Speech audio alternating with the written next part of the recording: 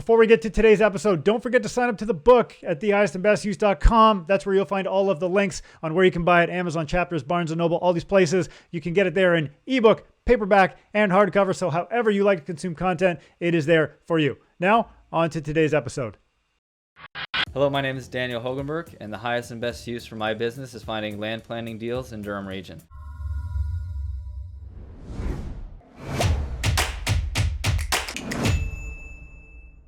Thanks for tuning into the Highest and Best Use Real Estate Podcast, where we talk about techniques to optimize your land, structure, skill sets, and time, as well as the highest and best use principles to make your business more profitable, productive, and efficient. I'm your host, Ryan Carr, reminding you that good deals are found, great deals are created. And today, oh my goodness, I'm so excited for this. Dan Hogenbirk is on the show. A couple quick points about Dan. Dan became, with his brother-in-law Bill, they became business owners in their mid-20s, landscaping business. They transitioned to real estate for better returns and newer opportunities, and they're also past coaching students of mine. So, Dan, welcome to the show. Excited to be here. This is great, man. It's cool to have you back in the finished space. You've saw the construction, or you've seen the construction through the progression, but now you're here in real time. Yeah, it looks awesome here. It's exciting to see it all finished, and yeah, it's great. Awesome. So, what I want to do for the show today, small business to real estate transition, right? I want to talk a little bit about that, why you did it, how you did it, and so on. Right. And also to follow up on that in the real estate side, your current projects that you have on the go and what makes them highest and best use. So that's going to be the flavor of the show today. You go with that? Yeah, that sounds great. Okay. Let's kick it off with a little bio. Who are you? What are you? Where are you from? Yeah, so I'm Dan Hogenbirk. I'm from Durham region. My brother-in-law and myself 4 years ago purchased my parents' landscape construction company. We weren't seeing it as the direction that we really wanted to go with the business, where it was. We were doing a whole bunch of different avenues in landscaping, and when we checked the business, there was a number of the different things that weren't as profitable as we would like them to be, and they just weren't really what we were interested in. And we kind of discovered real estate at the same time, and we're trying to figure out how can we make this work, how can we kind of change the direction to where we want it to go and change the business so it was more profitable and more worthwhile running over time. Sure. That's interesting. The fact that you went from something that you thought was the right thing to a transition where it was it was a combination of like, okay, we want to be landscaping, but we also want to do real estate. How can we make those two blend? Yeah, exactly. I had listened to a podcast at one point from Grant Cardone, and one of the things that he said in his podcast was, if you have the opportunity to start somewhere, you shouldn't just jump ship and start something new. You should kind of move from one spot to the next, because it's really hard to get something started. So we had this opportunity where my parents, the sale of their business actually fell through, and we had just finished university, so they kind of approached us being like, you know how this works, do you guys want to buy it? And we kind of debated back and forth, and we're like, you know what, why don't we buy this and kind of turn it into what we want it to be? Yeah. And that was sort of what got us started. So let's talk about that transition. So you bought it from your parents. They had been operating for how many years? Almost 30 years. 30 years. So you bought like a fully turnkey, ready to go business. Yeah, so it was fairly turnkey. Like, a lot of it was functioning, but at that point, they were getting ready to retire, so there was probably a few years of deferred maintenance on the company at that point. Where Deferred maintenance, yeah. So we knew there was going to be quite a bit of work on the company to kind of get it to where we wanted it to be, right. But we also knew it would probably take us far longer to build our own company to where this one was, versus just purchasing this company and then just changing the direction and then ending up where we wanted. What was the desire? Was it a family thing? Was it a legacy piece? Like, what was the desire to say, yeah, I want to do landscaping. This is it. What ended up kind of changing the direction for me, so when I grew up, I wasn't sure that I was going to take it over. We had it where I started landscaping when I was 12 years old, so I was really young, knew it was really hard work. I saw my dad working till 9 o'clock at night many times, working on the weekends all the time. So I wasn't really that sure. But when I finished university, I basically was trying to decide if I was going to go back to become a doctor or not. That was sort of the direction I was in. Looking at the landscape construction company really as this is what I'm going to be doing. If I don't enjoy going back to school for being a doctor, then basically this is it. So we really just dove into it, learned everything that we could. Be a doctor, be a landscaper. Yeah. So that was the backup plan. Yeah. And then when the sale fell through, and I was just really enjoying just soaking up all the landscape knowledge, all the business knowledge for that year, the sale fell through and everything just kind of worked out where I was like, do you guys want this? And we were kind of like debated for a few months, and we're like, you know what? This is a good opportunity. We should be doing this. Isn't that wild? That life happens for you, not to you moment. Yeah, exactly. You know, your parents' thing fell through, and you're like, hey, you know what? That's going to be for us. Yeah. So how did you finance it? Basically, how it worked was we paid them a certain portion for over 5 years. So it was actually like a 0% down. That's one of the reasons that the other purchase fell through. Someone else didn't want to actually do that. They want to. They technically have it where if we don't pay them all of the funds, they would end up with the business back in full after 5 years. So the other party didn't want to do that kind of deal, and then they just basically offered us the same deal as they had, and we were like, "You did a VTB on the business, VTB a zero down deal." Yeah. So we're almost done paying it off now, and it's going well. Size, volume, how big is this company now? Currently, on the landscaping side, we're probably doing about I think we're about 4.25 million gross. And we have roughly 30 employees at the moment. Wow. And we're probably going to be a little bit over $1 million in construction and real estate this year. Really? Yeah. Wow. How do you in landscaping, you could say like, okay, this is our gross sales, $4 million or what have you, right? Because those are your billables. How do you do that in real estate if you're the owner of the company? Yeah, basically what we do is we just basically factor in how much we're paying for, when I'm figuring out how much is going to be how much I paid for labor and how much I paid for material, and that's it. And then I'll just be like, okay, so I did roughly that. Yeah. Yeah. So what is it that you liked about landscaping versus when you started to make the transition? What is it that you liked about real estate?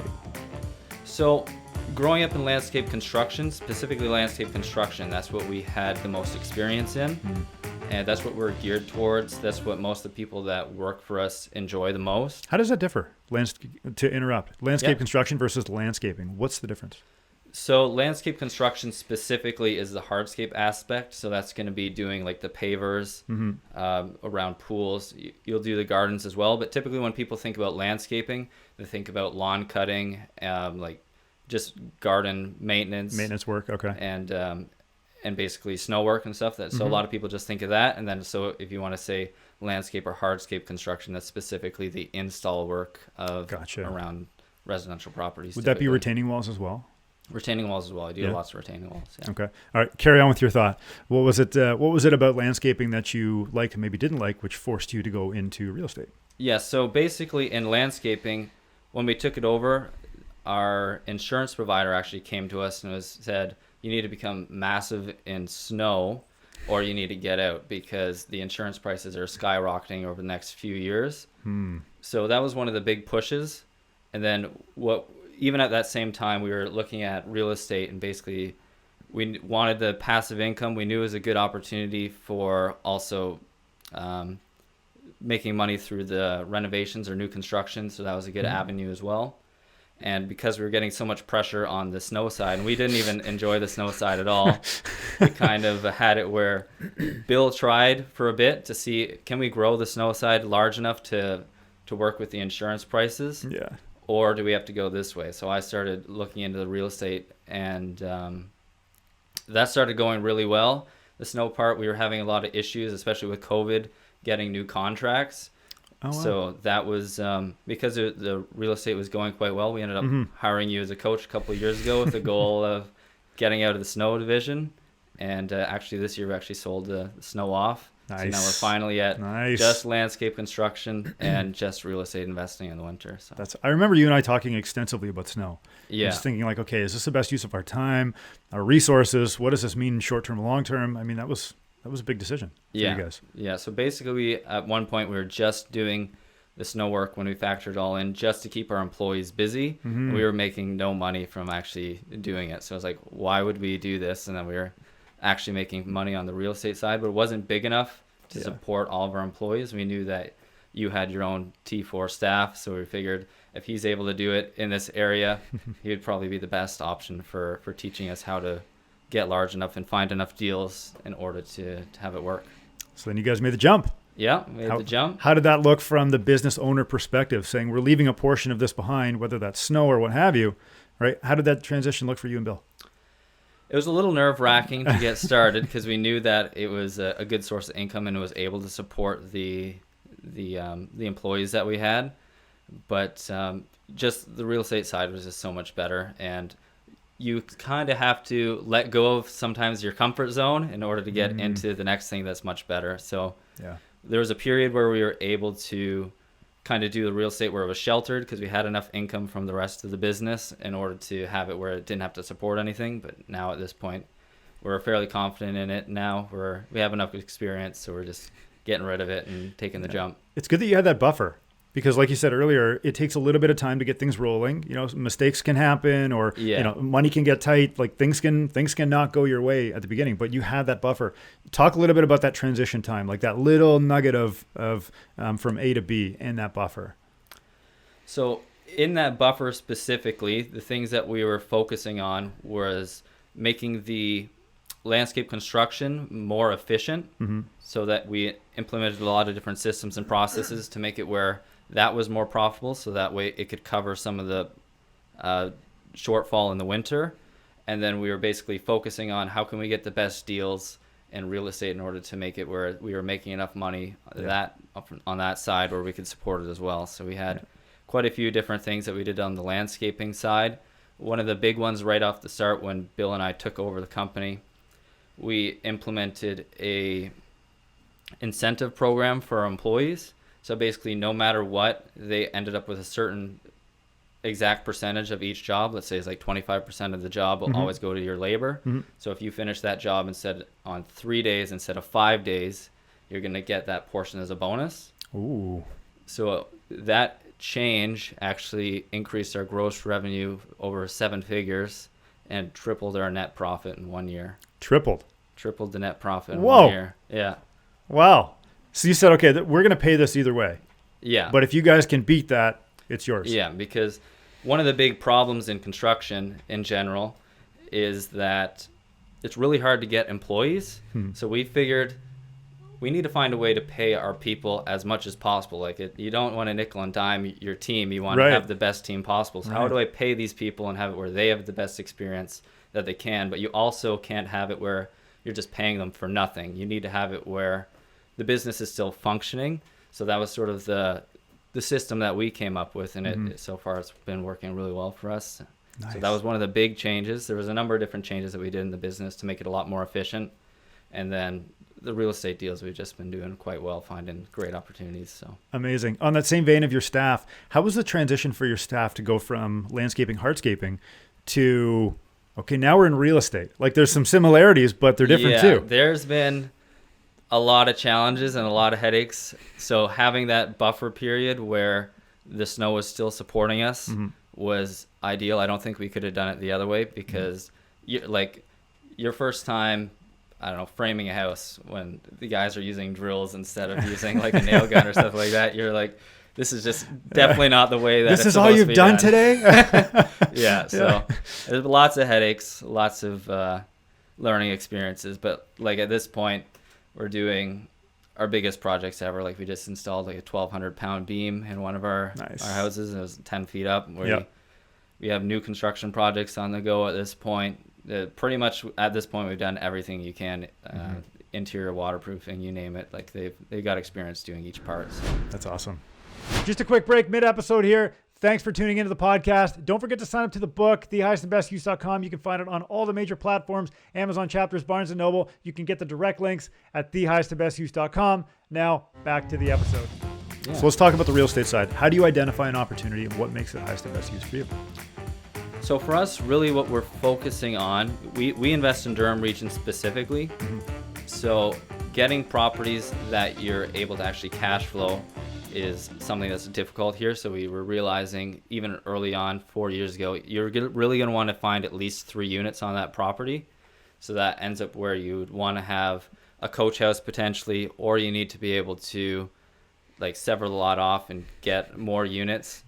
So that's sort of been what we've been focusing on specifically, is like small land planning deals and purchasing properties where we could duplex them and then potentially have that opportunity later on to add coach houses or a top up or something like that. Nice. And have it where it actually can cash flow in Durham region and have the opportunity to potentially refinance the property more than once. So then you don't have to pay capital gains like after 5 years, if you want to keep your capital moving as best as possible. You just get the equity back, recycle it, on to the next. Yeah. Gotcha. So what are you working on now? Let's talk about the actual active deals. Yeah. So currently right now we have 3 properties that we are working on. They are all of them going to have coach houses in the backyard, and the duplexes, we're going to be duplexing the front buildings as well, vertical splits. And then we have 5 other land development deals that are currently getting done. So, Damn, you guys are busy. Yeah, staying really busy. Holy smokes. 24/7. Okay, so let's break down each of those deals. Okay. So you got 5 land planning deals. I'm going to write this down so we hit them. 5 land planning deals. Would you say 3 coach houses? 3 coach houses. 3 coach houses. Okay. And we have then 3 vertical split duplexes with the coach houses currently on the go. 3 duplexes. Okay, let's talk about the coach houses. Those are a hot button in the market right now. Yeah. Where did you find them? How did you come across these deals, and how do they look? So for these deals specifically, we actually had our realtor call us up, and they were like, so I have someone who wants to sell some properties quickly.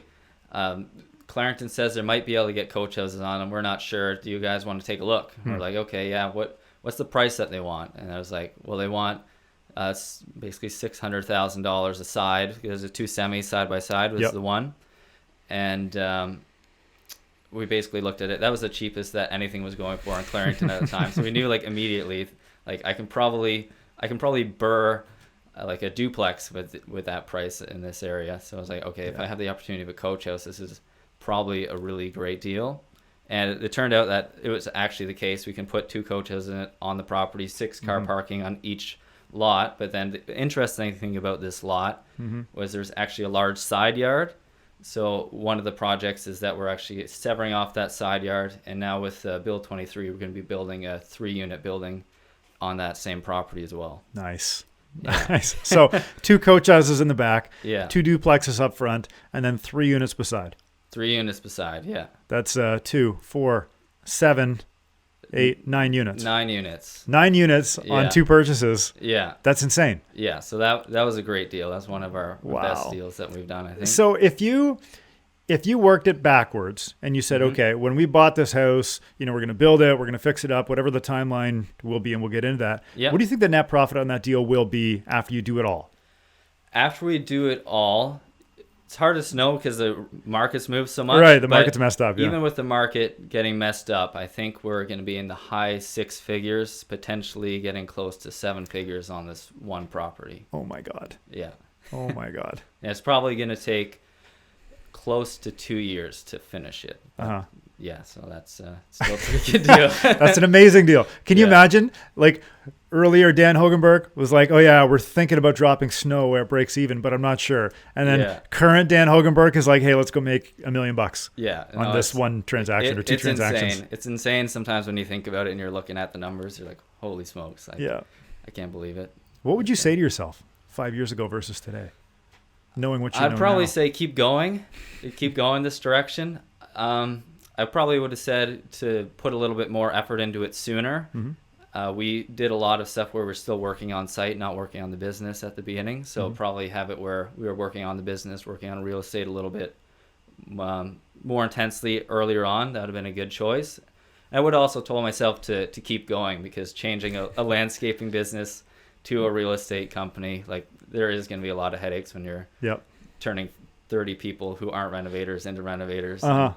And definitely keep encouraging myself to keep doing this. Oh my, what is the value of coaching? Not just necessarily with me, but just in general. What is the value of coaching, and how did it get you to where you are today? Yeah, so I think there's a huge value in coaching, because going to somebody else who's already gone through a lot of those different things is going to cut your timeline in learning it massively. It's going to have it where you skip over a lot of different errors. And even like, we would not do, I know for sure without coaching with you, we wouldn't be doing any land planning or any new construction projects at all, because when we were doing it with you and you're first going over how to look at the deal, all the different things that you have to factor in, there's like a big learning curve basically. And one of the things that like we've noticed is pretty much since we've done coaching with you, almost every property that we've purchased has been with something that you've taught us, or from, basically something you've taught us, or an avenue where you told us to pursue. Like, you have to look for stuff off market if you want to find good deals, or all these different things. So that's a huge bonus. Like, even with one of our first calls, I remember you were checking, like, what's the resources you have? Like, okay, we have all these guys. You're like, all right, check. We don't need to worry about that. How much money do you guys have? And we told you how much we had to work with this. We don't have to worry about that. And it's like, so how many deals do you have coming through? And we're like, well, 0. And you're like, okay, so we're going to focus on this first. Yeah. We need to get you something that you can actually, like, pursue. How are you going to get some deal flow? And it's like, I wasn't even thinking of that at first. It's like, it's so obvious, but having the person who's, like, gone through and done it, it's like, yeah, you can't sit around and wait for the thing to show up on the MLS, man. Like, go get one. You're like, oh yeah, that makes a lot of sense. Yeah. Identifying what problem you're trying to solve. Yeah, exactly. Right, was huge. Yeah, it was huge. I mean, you guys really executed on that. We identified it, and you're like, okay, cool, boom, and your action, like you and Bill, you're taking action. You're actually doing it. Yeah. It's not like you're just getting the information and going, oh yeah, that's the problem, but like, you go fix.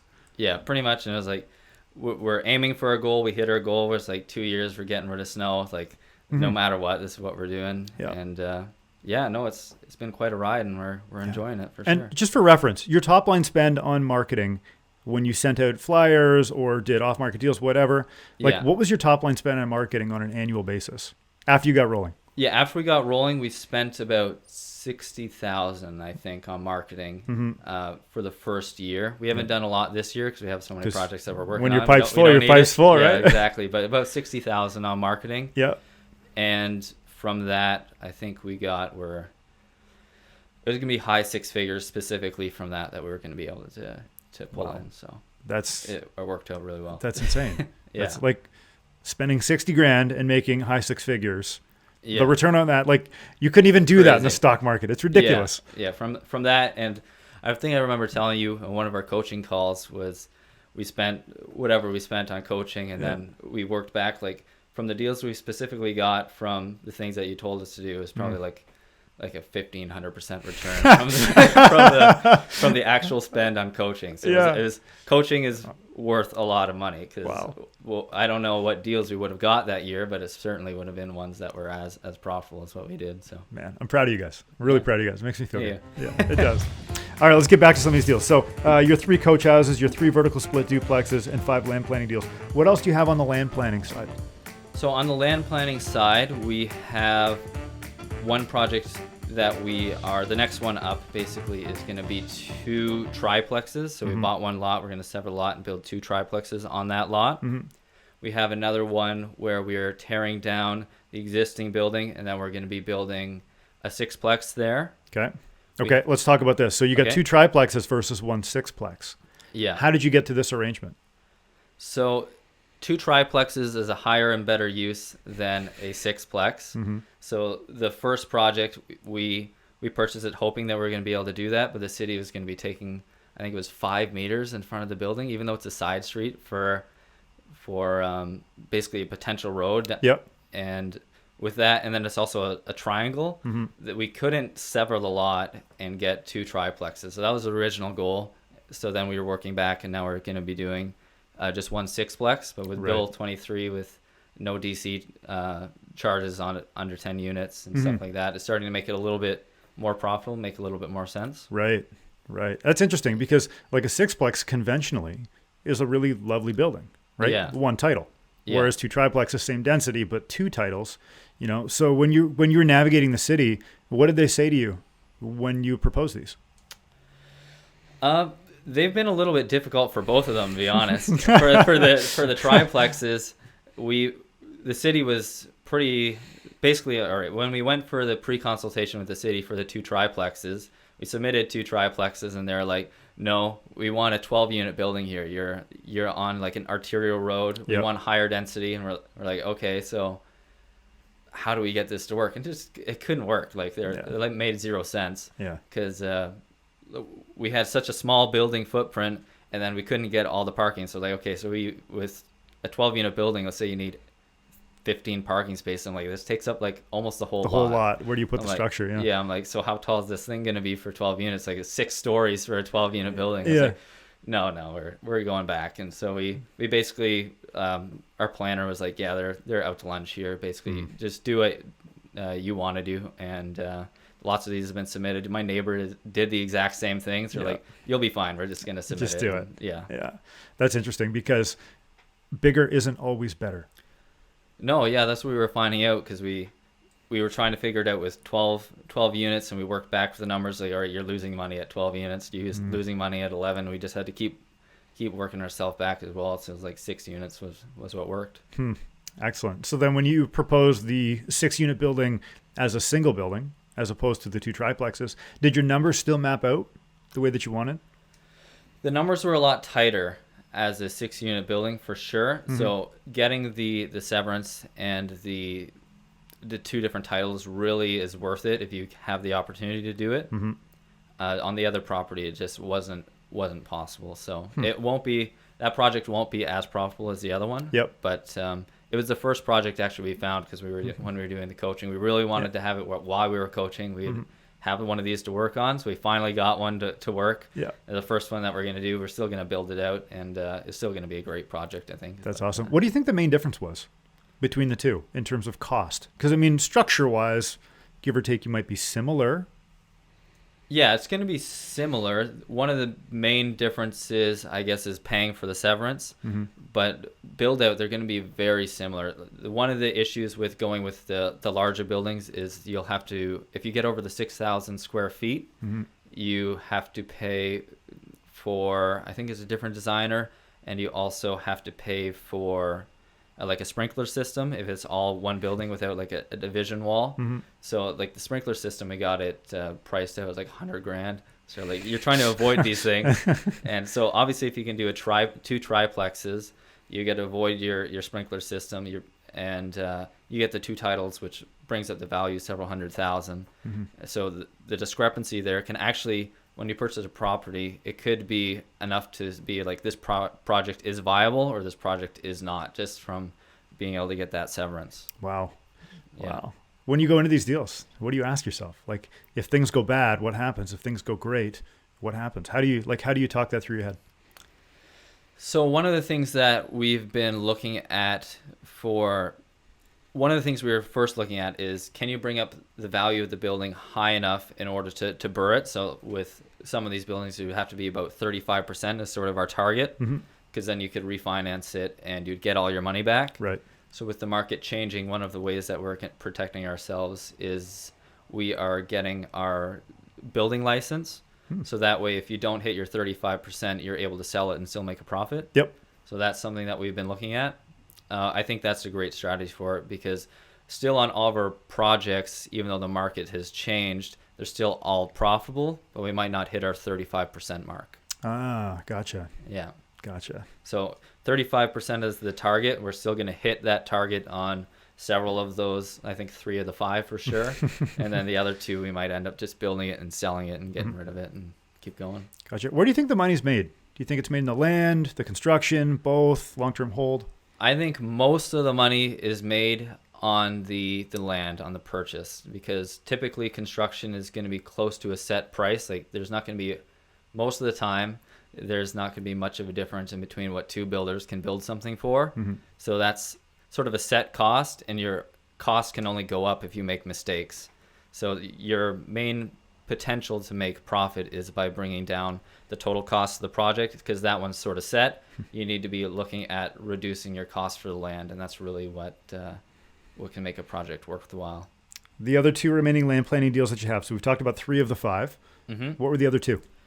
So the other one, we purchased a semi-detached building that had a really large side yard. Yep. And we approached the city originally with doing 2 duplexes and 2 coach houses on the side yard. They wanted a 6-meter drive aisle, which made it that project wasn't feasible. So what we are currently doing is just going to sever off that side yard and build a 6-plex on the side yard. So it'd be a free dirt and then a 6-plex. That one's still working pretty well. And then the other one, we were originally looking at it where we purchased this one property that was really large, And then all the 3 neighboring properties were also really large. So Hang on, before you move on here. Free dirt and a sixplex. Yeah. Like, that's insane, man. Yeah. Free dirt. Most people are buying their land and building on the land, which cuts down on the margin. If you're able to find free land, that's huge money right there. Yeah, like looking at it is crazy. You see, like the market's dropped 35%, and you're like, yeah, I can still build it. Carry on. It doesn't matter. I'll get all my money out of this. Doesn't matter. I'll keep going. So that's crazy, and it's crazy. Like, I find a lot of people aren't looking for these opportunities yet. Mm-hmm. So even though they're rare, when they show up, people don't really know what they're looking at. So there isn't a ton of competition oftentimes. So highest and best use. Yeah. I mean, if you can get a free piece of land, you're definitely going to hit your 35% margin because your dirt's nothing. Yeah. Right? As long as you're relatively efficient with your build, as you say, there's your money. Yeah, exactly. Done. Yeah. So. Wow. Please continue. Yeah. So the other one that we have on the go, we ended up getting it in the same deal, really, with those 2 semis. We purchased them, and then on the same street, someone called our realtor and was like, hey, if someone wants to buy this house for this price, it's sold. We won't put it on the market. So then our realtor approached us, and they're like, do you want to buy this house? They're able to sell it at this price. And we looked at it. I'm like, that's a good deal. Like, yeah, I'll buy it. So we decided to buy it. What we noticed when we purchased it was the 2 yards beside it would make an assembly. That'd be like 4,500 square meters, which in that area there was already some larger apartment buildings kind of mixed in. Yep. So we went to our planner, was like, do you think there's a chance of building a huge apartment building here? And he was like, yeah, we can probably get 30 or 40 units on this assembly if you wanted to do that. Wow. So we kind of parked that building for a bit while we were trying to decide if we were going to get the neighbors or not. And then with Bill 23 coming through, we approached him again and was like, can I get 3 triplexes on this one lot? And he was like, yeah, you can. So because of that, we're probably not going to pursue doing the assembly because there's not enough lift for getting all those and having to do the whole land planning process. So it'll be several years, whereas we can basically get 3 triplexes now by right. Yep. So we'll be able to do that way sooner. And I was like, okay, we'll do that. Maybe we'll still try to buy the neighbors, but so those are the projects we have on the go. Oh my gosh. Assembling land is cool. I knew a guy one time that he spent the better part of his adult life, we're talking 50 years, to assemble a city corner, basically. Holy. He was missing one parcel, but he never got it done. It's just like sometimes the chips just are not in your favor. And sometimes they work out in like 3 years, bang. Yeah. You buy the block and you build, right? Yeah. With one of our sixplexes that we were doing, we were trying to buy the neighbors as well. Yeah. And similar thing was like if I bought the neighbors, I was going to get like 15 units, or a whole bunch of semis. I think it was like 6 semis, all duplex. I was like, all right, I want to get this neighbors, but it doesn't work out. It doesn't work out every time. So yeah. And then you have to, if it's a bigger project, you might have to wait way longer. Mm-hmm. So is it worth it going for this huge project, or does it make more sense to keep it a little bit smaller and keep moving? So what does highest and best use mean to you guys, you and Bill? Highest and best use for us currently is finding something that can change the output of the entire business, and currently looking for basically really good real estate projects. Mm-hmm. Like looking for the project, looking for the deal, and how can I make my whole business run more efficiently, consistently, not where you can always put your effort in, but like, all right, if I make this change, is that change going to help me forever for the next 10, 20 years? And then if it will, then we'll pursue doing something like that. Very interesting. Spending a little bit of money up front, amortizing that cost over years and years and years. Yeah. Wow. What does your day look like? Like, what do you guys do on a daily basis, since you're basically operating 2 businesses under one roof? Yeah. So our days vary a lot. For myself, during the landscaping season, typically, most of the time, I'm trying to find efficiencies in both businesses. So I'm more in the office for about 7 months or so.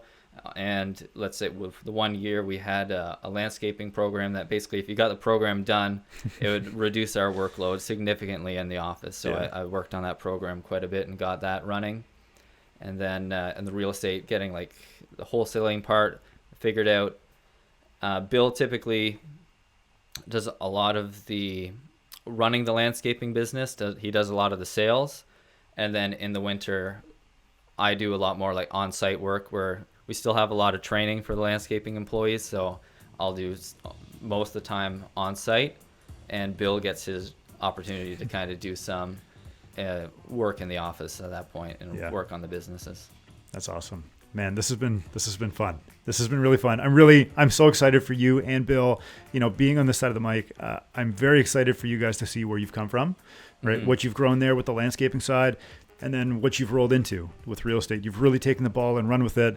You guys are obviously very successful now, and it's been really thrilling, actually, for me to watch you guys grow and see what you built. So kudos to both of you. Thank you, and thank you for all the help. We wouldn't have been where we are currently without you. So awesome. We're excited to see where it ends up. Where can people find out more about you guys? If you want to get a hold of me, you can probably contact me on Instagram. That's probably the best way to get a hold of me. And if you're interested in landscaping services, you can send a message to info@burkslandscaping.com. Fantastic. Thanks so much for being here. Thank you for having me. Thanks again for listening to the Highest and Best Use Real Estate Podcast. Don't forget to sign up to the book at thehighestandbestuse.com. I'm your host, Ryan Carr, reminding you that good deals are found, great deals are created. Like, share, follow, and subscribe, and we will see you on the next episode.